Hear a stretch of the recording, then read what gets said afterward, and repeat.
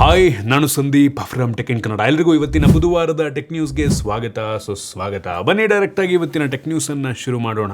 ಇವತ್ತಿನ ಮೊದಲ tech news ಬಂದ್ಬಿಟ್ಟು ಆಪಲ್ನವರು ಅಮೇರಿಕಾದಲ್ಲಿ ಅವರ ಸ್ಮಾರ್ಟ್ಫೋನನ್ನು, ಸ್ಮಾರ್ಟ್ ವಾಚನ್ನು, ಟ್ಯಾಬ್ಲೆಟ್ಟು, ಮ್ಯಾಕ್ಬುಕ್ಕನ್ನು ರೆಂಟಿಗೆ ಕೊಡೋದಕ್ಕೆ ಶುರು ಮಾಡಿದ್ದಾರೆ.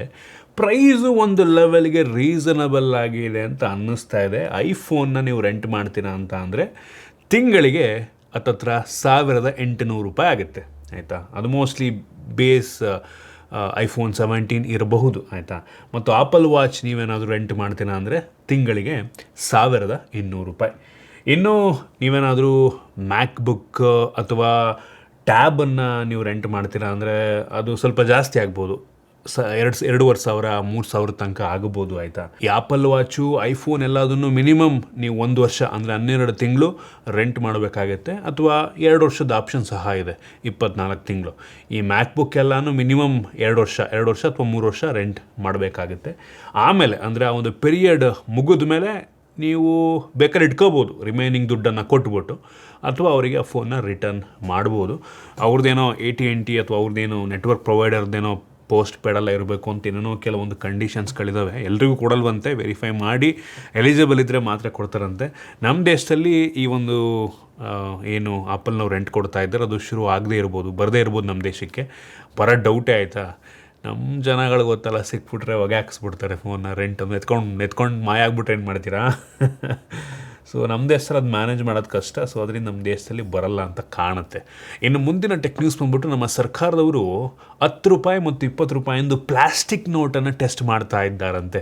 ನಿಮ್ಗೆ ನೆನಪಿದೆಯಾ, ಈ ನೋಟ್ ಬ್ಯಾನ್ ಆಯಿತು ಗೊತ್ತಾ 2017ನೇ ಟೈಮಲ್ಲಿ, 17 ಅನ್ಕೋತೀನಿ, 17-18 ನೆನಪಿಲ್ಲ ಕರೆಕ್ಟಾಗಿ. ಆ ಟೈಮಲ್ಲಿ ಈ ನೋಟಲ್ಲಿ ಚಿಪ್ ಇದೆ ಅಂತ ಫುಲ್ಲು ನಾನು ವಿಡಿಯೋ ಮಾಡಿದ್ನ ಅಂತ, ಚಿಪ್ಪಿಲ್ಲ ಅಂತ ಮಾಡಿದ್ದೆ ಅನ್ಸುತ್ತೆ ಮೋಸ್ಟ್ಲಿ. ನಾನು ಚಿಪ್ಪೇನೋ ಹಾಕಿದಾರಂತೆ, ಆ ಥರ ಎಲ್ಲ ಏನು ಕಡಿಮೆ ವೈರಲ್ ಆಗಿತ್ತು ಅವರು ಆ ಟೈಮಲ್ಲಿ. ಫುಲ್ ಎಲ್ಲಿದ್ರು GPS ಟ್ರ್ಯಾಕ್ ಮಾಡಿಬಿಡ್ಬೋದು ಅಂತ ಎಲ್ಲ ಫುಲ್ ವೈರಲ್ ಆಗಿಬಿಟ್ಟಿತ್ತು ಆ ಟೈಮಲ್ಲಿ. ನೋಡಿ ಸೋಷಿಯಲ್ ಮೀಡಿಯಾದಲ್ಲಿ ಯಾವ ಥರ ಫೇಕ್ ನ್ಯೂಸ್ ಹಬ್ತಾ ಇತ್ತು ಅಂತ. ಸೊ ಒಟ್ಟಿಗೆ ಪ್ಲಾಸ್ಟಿಕ್ ಅಂದರೆ ತುಂಬ ಬೇಗ ಹಾಳಾಗದಿರುವಂಥ ಪ್ಲಾಸ್ಟಿಕ್ ಮಿಕ್ಸ್ ಆಗಿರುವಂಥ ನೋಟು. ಆಲ್ರೆಡಿ ಯುರೋಪಿಯನ್ ದೇಶಗಳೆಲ್ಲ ಕೆಲವೊಂದು ಕಡೆ ಈ ಪ್ಲಾಸ್ಟಿಕ್ ನೋಟನ್ನು ಯೂಸ್ ಮಾಡ್ತಾರೆ, ಆಯಿತಾ. ಸೊ ಅದು ಬಂತು ಅಂದರೆ ತುಂಬ ಈಸಿಯಾಗಿ ಅರಿಯೋಕ್ಕೆ ಆಗಲ್ಲ ಅಂದ್ಕೊಳ್ಳಿ ಅದನ್ನ, ಆಯಿತಾ. ಡೆಸ್ಟ್ರಾಯ್ ಮಾಡೋದಕ್ಕಾಗಲ್ಲ, ನೆಲದಲ್ಲಿ ಬಿದ್ದರೂ ಕೂಡ ಹಾಳಾಗಲ್ಲ ಅದು. ಸೊ ಚೆನ್ನಾಗಿದೆ, ಬರಲಿ. ಟೆಸ್ಟ್ ಮಾಡ್ತಾ ಇದ್ದಾರೆ, ಅದು ಯಾವಾಗ ಬರುತ್ತೆ ಅಂತ ಗೊತ್ತಿಲ್ಲ. ಹತ್ತತ್ರ ಬಂದರೆ 1 ಬಿಲಿಯನ್ ನೋಟ್ಗಳನ್ನು ಏನೋ ಟ್ರೈ ಮಾಡ್ತಾ ಇದ್ದಾರಂತೆ ಟೆಸ್ಟಿಂಗಲ್ಲಿ. ನೋಡಬೇಕು, ನಮ್ಮ ಕೈಗೂ ಸಿಕ್ಕರೆ ನಾವು ತೋರಿಸ್ಬೋದಪ್ಪ. ಇನ್ನು ಮುಂದಿನ ಟೆಕ್ ನ್ಯೂಸ್ ಬಂದ್ಬಿಟ್ಟು ವಾಟ್ಸಾಪ್ನವರು ಇದೀಗ ವೆಬ್ನಲ್ಲಿ ವಾಯ್ಸ್ ಕಾಲ್ ಮತ್ತು ವಿಡಿಯೋ ಕಾಲ್ 2 ಫೀಚರ್ನ ಎನೇಬಲ್ ಮಾಡಿದ್ದಾರೆ. ರಿಕ್ವೆಸ್ಟ್ ಮಾಡುವಂಥ ಆಪ್ಷನ್ ಎಲ್ಲ ಕೊಟ್ಟಿದ್ದಾರೆ. ಹೆಂಗೆ ನಾವೀಗ ಟೀಮ್ಸು ಮೀಟಿಂಗಲ್ಲಿ ಯಾವ ಥರ ಇರುತ್ತೆ ಕ್ಲೋಸ್ಲಿ ಅದೇ ಥರ ಮಾಡೋದಕ್ಕೆ ಟ್ರೈ ಮಾಡ್ತಾ ಇದ್ದಾರೆ. ಸೊ ಇದನ್ನು ನಮ್ಮ ಕುನಾಲ್ ಶಾ, ಕ್ರೆಡ್ ಫೌಂಡರ್, ನಮ್ಮ ದೇಶದ ಏನು ವಾಟ್ಸಪ್ CEO ಆಗಿದ್ದಾರೆ, ಸೊ ಅವರು ಮತ್ತು ಈ ಮಾರ್ಕ್ ಝಕರ್ಬರ್ಗು ಡೆಮೋನ್ಸ್ಟ್ರೇಟ್ ಮಾಡ್ತಾರೆ. ಸೋಷಿಯಲ್ ಮೀಡಿಯಾದಲ್ಲೇ ಒಂದು ಪೋಸ್ಟನ್ನು ಶೇರ್ ಮಾಡ್ಕೊಂಡಿದ್ದಾರೆ, ನೋಡ್ತಾ ಇದ್ದೀರಾ. ಇನ್ನು ಮುಂದಿನ ಟೆಕ್ ನ್ಯೂಸ್ ಬಂದ್ಬಿಟ್ಟು ಅಮೆರಿಕಾದವರು ಚೈನೀಸ್ ರೋಬೋಟ್ಗಳನ್ನು ಅವರ ದೇಶದಲ್ಲಿ ಬ್ಯಾನ್ ಮಾಡಿ ಬಿಸಾಕಿದ್ದಾರೆ. ಸೊ ಚೈನೀಸ್ ರೋಬೋಟ್ಗಳು US ಕೆಲಸವನ್ನು ಮಾಡೋಂಗಿಲ್ಲ, ಇಂಪೋರ್ಟ್ ಮಾಡೋಂಗಿಲ್ಲ, ಯಾರು ಕೂಡ ಸೇಲ್ ಕೂಡ ಮಾಡೋಂಗಿಲ್ಲ. ಸೊ ಇದು ನನಗನ್ನಿಸ್ತಂಗೆ ಅಮೆರಿಕಾಗೆ ತುಂಬ ದೊಡ್ಡ ಡ್ರಾಬ್ಯಾಕ್ ಆಗಬಹುದು, ಆಯಿತಾ. ಸೊ ಸದ್ಯಕ್ಕೆ ಮೆಜಾರಿಟಿ ಆಫ್ ದ ರೋಬೋಟ್ಗಳು ಡೆವಲಪ್ ಆಗ್ತಿರೋದು ಚೈನಾದಲ್ಲೇ, ಮೆಜಾರಿಟಿ. ಈಗ 100 ರೋಬೋಟ್ ಕಂಪ್ನಿಗಳು ರೋಬೋಟ್ಗಳನ್ನ ಬಿಲ್ಡ್ ಮಾಡ್ತಾ ಇದ್ರೆ ಹತ್ತತ್ರ 60, 70, 80 ಚೈನಾದಲ್ಲಿರುತ್ತೆ. ಅಮೆರಿಕನ್ ಕಂಪ್ನಿಗಳು ಡಿಸೈನ್ ಮಾಡಿದ್ರು ಮ್ಯಾನುಫ್ಯಾಕ್ಚರ್ನ ಚೈನೀಸ್ ಕಂಪ್ನಿಗಳೇ ಮಾಡಿಸ್ತಾರೆ, ಅಥವಾ ಪಾರ್ಟ್ಗಳನ್ನ ಅಲ್ಲಿಂದಲೇ ತರಿಸ್ತಾ ಇದ್ದಾರೆ. ಸೊ ಈ ಥರ ಮಾಡಿದ್ರೆ ಅವ್ರ ದೇಶಕ್ಕೇ ನಂಗನ್ನಿಸ್ತಂಗೆ ಸ್ವಲ್ಪ ಹೊಡೆತ ಬೀಳಬಹುದು. ಅದು ಯಾವ ಥರ ಮಾಡ್ತಾರೋ ಗೊತ್ತಿಲ್ಲ. ನಾವಂತೂ ಈ ಅಮೆರಿಕ ಚೈನಾ ಥರ ಫುಲ್ಲು ಬ್ಯಾನ್ ಮಾಡಿ ಬೇಕಾಗಿಲ್ಲ ಅನ್ನೋ ಥರ ಅನ್ನೋಕ್ಕಾಗಲ್ಲ. ನಾವು ತುಂಬ ಡಿಪೆಂಡ್ ಆಗಿದ್ದೀವಿ ಬೇರೆ ದೇಶಗಳ ಮೇಲೆ. ಸೊ ಓಕೆ, ಚೈನಾಗೆ ಅಡ್ವಾಂಟೇಜ್ ನಂಗೆ ಅನ್ನಿಸ್ತಂಗೆ, ಅವರೇ ತುಂಬ ಬೇಗ ಈ ಟೆಕ್ನಾಲಜಿ ಎಲ್ಲ ಅವರೇ ಇಟ್ಕೊಂಡು ಡೆವಲಪ್ ಆಗ್ತಾರೆ ಅಷ್ಟೇ. ಅಮೆರಿಕನ್ನು ಮೀರಿಸ್ಬಿಟ್ಟು ಮೇಲಕ್ಕೆ ಹೋಗ್ತಾರೆ. ಇನ್ನು ಮುಂದಿನ ಟೆಕ್ ನ್ಯೂಸ್ ಬಂದ್ಬಿಟ್ಟು ಆಪಲ್ದು ಸೇಲ್ಸು ಕಳೆದ 4 ವರ್ಷದಲ್ಲಿ ಮೊಟ್ಟ ಮೊದಲ ಬಾರಿಗೆ ಹೆವಿ ಡೌನ್ ಆಗಿದೆಯಂತೆ ನಮ್ಮ ದೇಶದಲ್ಲಿ. ಆಬ್ವಿಯಸ್ಲಿ ಅವರೇನು ಪ್ರೈಸ್ ಜಾಸ್ತಿ ಮಾಡಿಲ್ಲ, ಬಟ್ ಸ್ಟಿಲ್ ಏನಕ್ಕೆ ಡೌನ್ ಆಗಿದೆ ಅಂತ ಗೊತ್ತಿಲ್ಲ. ಮೋಸ್ಟ್ಲಿ ನಮ್ಮ ದೇಶದ ಎಕಾನಮಿ ಡೌನ್ ಆಗ್ತಿರ್ಬೋದು, ಜನಗಳ ಕೈಯಲ್ಲಿ ದುಡ್ಡು ಸ್ವಲ್ಪ ಕಡಿಮೆ ಆಗಿರ್ಬೋದು. ಈಗ ದುಡ್ಡಿದ್ರೆ ಜನ ಐಫೋನ್ ತೊಗೋತಾರೆ, ಎಲ್ಲ ಪ್ರಾಡಕ್ಟನ್ನು ತೊಗೋತಾರೆ. ಬಟ್ ಐಫೋನ್ ಅವ್ರ ಪ್ರೈಸ್ನ ಜಾಸ್ತಿ ಮಾಡಿಲ್ಲ, ಅವ್ರದ್ದು ಸೇಲ್ಸ್ ಡೌನ್ ಆಗ್ತಾ ಇದೆ ಅನ್ನೋದಕ್ಕೆ ಬೇರೆ ಕಂಪ್ನಿಗಳು ಮಾಡಿದ್ದಾರೆ. ಬಟ್ ಆಪಲ್ನವರು ಸೇಲ್ಸ್ ಅಂದರೆ ಪ್ರೈಸ್ ಜಾಸ್ತಿ ಮಾಡಿದ್ರೆ ಸೇಲ್ಸ್ ಡೌನ್ ಆಗ್ತಾಯಿದೆ ಅಂತ ಅಂದರೆ ಮೋಸ್ಟ್ಲಿ ಜಾಸ್ತಿ ಮಾಡಿದಾಗ ಇನ್ಯಾವ ಲೆವೆಲಿಗೆ ಸೇಲ್ಸ್ ಡೌನ್ ಆಗುತ್ತೋ ಗೊತ್ತಿಲ್ಲ, ಕಾದು ನೋಡಬೇಕಾಗಿದೆ. ಅವರಂತೂ ಮೋಸ್ಟ್ಲಿ ಇನ್ನೊಂದು 2-3 ತಿಂಗಳಲ್ಲಿ ಅವರ ಐಫೋನ್ 17 ಸೀರೀಸು ಹಳೆ ಎಲ್ಲ ಫೋನ್ಗಳದ್ದು ಪ್ರೈಸ್ ಜಾಸ್ತಿ ಆಗುತ್ತೆ. ನೆಕ್ಸ್ಟು ಐಫೋನ್ 18 ಏನು ಲಾಂಚ್ ಆಗುತ್ತೆ ಅದರ ಪ್ರೈಸ್ ಕೂಡ ಜಾಸ್ತಿ ಆಗಬಹುದು. ಹತ್ತತ್ರ 2 ಲಕ್ಷ ರೇಂಜಿಗೆ ಹೋದರೂ ಆಶ್ಚರ್ಯಪಡಬೇಕಾಗಿಲ್ಲ. ನೋಡೋಣ ಏನಾಗುತ್ತೆ ಅಂತ. ಇನ್ನು ಮುಂದಿನ ಟೆಕ್ ನ್ಯೂಸ್ ಬಂದುಬಿಟ್ಟು ಚೈನಾದವರು ಒಂದು self driving robotic ಟಾಯ್ಲೆಟನ್ನು ತೊಗೊಂಬಂದವ್ರೆ. O my god, ಇದ್ರದ್ದು ಅಪ್ಲಿಕೇಶನ್ ಏನು ಅಂತ ನನಗೆ ಇನ್ನೂ ಅರ್ಥ ಆಗ್ತಿಲ್ಲ, ಆಯಿತಾ.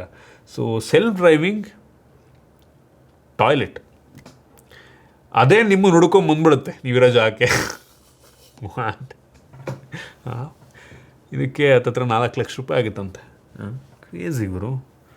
ಅಲ್ಲ ನನಗೆ ಇದ್ರ ಅಪ್ಲಿಕೇಶನ್ ಏನು, ಅದು ಹೆಂಗೆ ಅದು ಹುಡ್ಕೊಂಡೇನ ಬರುತ್ತೆ. ನಾವು ಯಾವುದೋ ಒಂದು ಪಬ್ಲಿಕ್ ಸ್ಪೇಸಲ್ಲಿ ಇರ್ತೀವಿ ಕಡೆ ಅಥವಾ ಹಾಲಲ್ಲಿ ಇರ್ತೀವಿ, ಅದೇ ನಮ್ಮನ್ನು ಹುಡ್ಕೊಂಬರುತ್ತೆ ಅಂದರೆ ಹೆಂಗೆ? ಅದು ಮೋಸ್ಟ್ಲಿ ಓಡಾಡೋದಕ್ಕಾಗದೇ ಇರೋರಿಗೆ ಏನಾದರೂ ಅದು ಹೆಲ್ಪ್ ಆಗೋ ಥರದ್ದ ಐಡಿಯಾ ಇಲ್ಲ.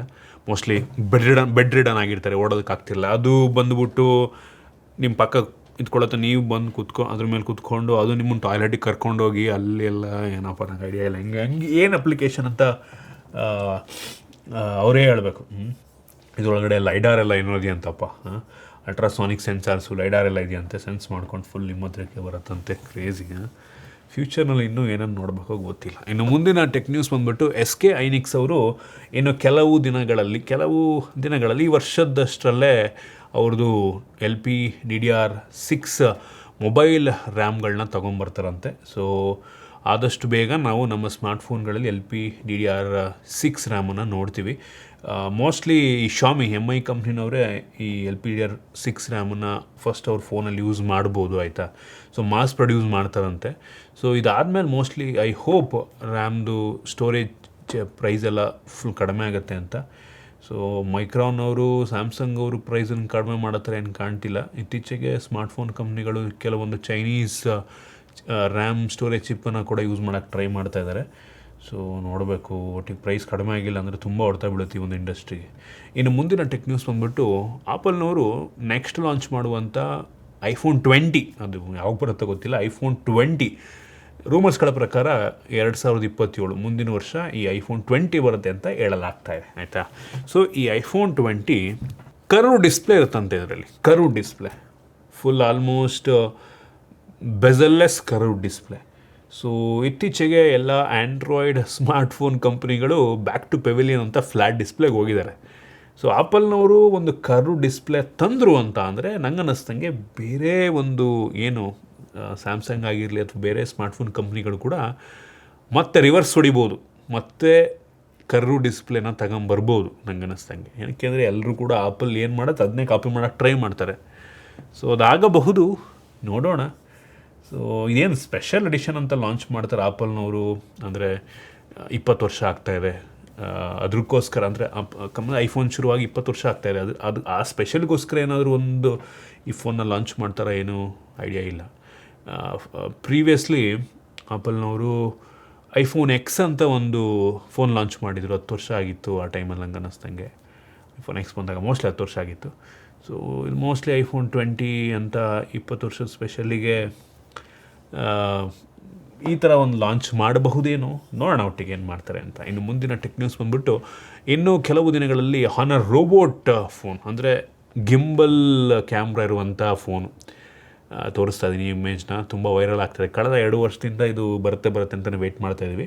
ಸೊ ಮೋಸ್ಟ್ಲಿ ಇನ್ನು ಸ್ವಲ್ಪ ದಿನದಲ್ಲಿ ಪ್ರೀ ಆರ್ಡರ್ ಶುರುವಾಗ್ಬೋದು. ಚೈನಾದಲ್ಲಿ ಫಸ್ಟ್ ಇದು ಲಾಂಚ್ ಆಗುತ್ತೆ. ಸೊ ನೋಡೋಣ, ಇದನ್ನು ಏನಾರ ಮಾಡಿ ತರಿಸ್ಬಿಟ್ಟಾರು ನಾವು ವಿಡಿಯೋ ಮಾಡ್ತೀನಿ, ಆಯಿತಾ. ತುಂಬ heavy interesting phone. Gimbal literally ಕ್ಯಾಮ್ರಾಯಿಂದ ಗಿಂಬಲ್ ಓಪನ್ ಆಗಿ ಲಿಟ್ರಲಿ ಸಕಲಾಗಿರುತ್ತೆ, ಇಂಟ್ರೆಸ್ಟಿಂಗ್ ಆಗಿದೆ. ಇದು ಹೆವಿ ಜಾಸ್ತಿ ದುಡ್ಡಿಗೆ ಲಾಂಚ್ ಆಗ್ಬೋದು, ನನಗೆ ಗೊತ್ತಿಲ್ಲ ಅಷ್ಟಕ್ಕೆ ಲಾಂಚ್ ಆಗುತ್ತೆ ಅಂತ. ಒಟ್ಟು 200 MP ಕ್ಯಾಮ್ರಾ ಎಲ್ಲ ಇರುತ್ತಂತೆ. ಸೊ ತುಂಬ ಸ್ಟೇಬಲ್ ವೀಡಿಯೋ ನಂಗೆ ಅನ್ನಿಸ್ತಂಗೆ ಬರಬಹುದು. ನಮಗೆ ಒಂದು ಪಾಕೆಟ್ ಗಿಂಬಲ್ ಕ್ಯಾಮ್ರಾ ಬರುತ್ತೆ ಗೊತ್ತಾ, ನಮಗೆ ಸಿಮಿಲರ್ ಫೋನ್ ಒಳಗೆ ಇದನ್ನು ಹಾಕ್ತಾ ಇದ್ದಾರೆ. ಇಂಟ್ರೆಸ್ಟಿಂಗ್ ಆಗಿದೆ, ನೋಡೋಣ. ಇನ್ನು ಮುಂದಿನ ಮತ್ತು ಕೊನೆಯ ಟೆಕ್ ನ್ಯೂಸ್, ವಿವೋದವ್ರದ್ದು next Vivo X500 ultra smartphone ಏನು ಬರುತ್ತೆ ಅದರದ್ದು ಕೆಲವೊಂದು ಕ್ಯಾಮ್ರಾ ಸ್ಪೆಸಿಫಿಕೇಷನ್ ಲೀಕ್ ಆಗಿದೆ. ಲಿಟ್ರಲಿ ಈ ಫೋನಲ್ಲಿ 200 MP ಮೈನ್ ಕ್ಯಾಮ್ರಾ ಇರುತ್ತಂತೆ, 200 MP ವೈಡ್ ಆ್ಯಂಗಲ್ ಕ್ಯಾಮ್ರಾ ಇರುತ್ತಂತೆ, 200 MP ಪೆರಿಸ್ಕೋಪಿಕ್ ಕ್ಯಾಮ್ರಾ ಇರುತ್ತಂತೆ. Oh my god. Selfie mostly 68 MP ಇರಬಹುದೇನೋ, ನೋಡೋಣ. ಮತ್ತು ಇದರಲ್ಲಿ ಸ್ನ್ಯಾಪ್ಡ್ರ್ಯಾಗನ್ 888 Gen 6 Pro ಪ್ರೊಸೆಸರ್ ಇರುತ್ತಂತೆ. ಸೊ ಕ್ರೇಜಿ ಮಾತ್ರ.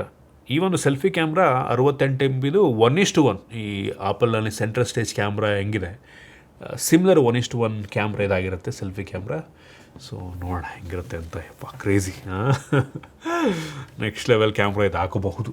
ಸೊ ಇಷ್ಟು ಇವತ್ತಿನ ಟೆಕ್ ನ್ಯೂಸ್. ಐ ಹೋಪ್ ನಿಮಗೆ ಇವತ್ತಿನ ಟೆಕ್ ನ್ಯೂಸಲ್ಲಿ ಕೆಲವೊಂದು ಹೊಸ ವಿಷಯ ತಿಳೋಕ್ಕೆ ಸಿಗಿದೆ ಅಂತ ಅನ್ಕೋತೀನಿ. ಇಷ್ಟ ಆಗಿದ್ರೆ ಲೈಕ್ ಮಾಡಿ, ಶೇರ್ ಮಾಡಿ. ಇದೇ ರೀತಿ ನಮ್ಮ ಬೇರೆ ಬೇರೆ ವಿಡಿಯೋಗಳಿಗೆ ನಮ್ಮ tech in Kannada YouTube channel subscribe ಮಾಡ್ಕೊಂಡಿಲ್ಲ ಅಂದರೆ ಈಗಲೇ ಸಬ್ಸ್ಕ್ರೈಬ್ ಮಾಡ್ಕೊಳ್ಳಿ ಮತ್ತು ಬೆಲ್ ಐಕನ್ ಕೂಡ ಕ್ಲಿಕ್ ಮಾಡ್ಬೋದು. ಸಿಗೋಣ ಮತ್ತೆ ಮುಂದಿನ ವಿಡಿಯೋದಲ್ಲಿ.